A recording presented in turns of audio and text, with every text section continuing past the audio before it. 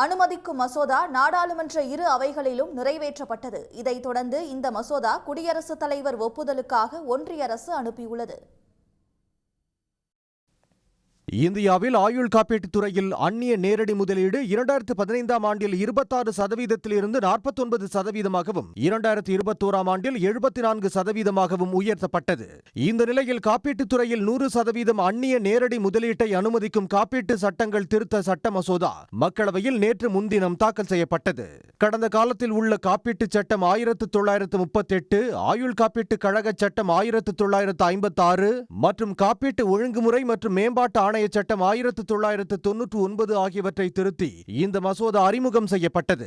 காப்பீட்டுத் துறையில் அந்நிய நேரடி முதலீட்டை உயர்த்த மசோதா முன்மொழிந்தாலும் உயர் அதிகாரிகளில் ஒருவரான தலைவர், நிர்வாக இயக்குனர் அல்லது தலைமைச் செயல் அதிகாரி ஒரு இந்திய குடிமகனாக இருக்க வேண்டும் என்றும் இது காப்பீடு அல்லாத நிறுவனத்தை காப்பீட்டு நிறுவனத்துடன் இணைப்பதற்கும் வழிவகுக்கிறது என்றும் காங்கிரஸ், திமுக, சமாஜ்வாதி, திரிணாமுல் காங்கிரஸ் உள்ளிட்ட எதிர்க்கட்சிகள் கடும் எதிர்ப்பு தெரிவித்தன.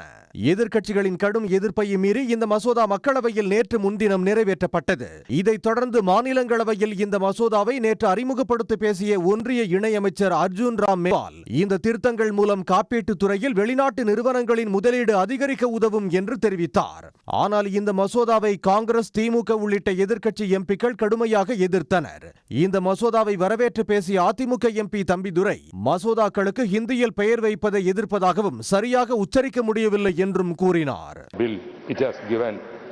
Sabka Bima, Sabka Raksha. Sorry, could not pronounce. I am not able to pronounce in time. I am sorry to that.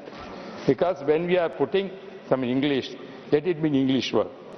In Hindi, let them put Hindi word. We have no objection. Same way, any project comes, it comes in the regional languages. It must be given there also. In Tamil, that must be translated the Tamil. And I have copied the term like that. It has to mention. But this word is I am also having my reservation about this kind of bill, as I am telling, sir.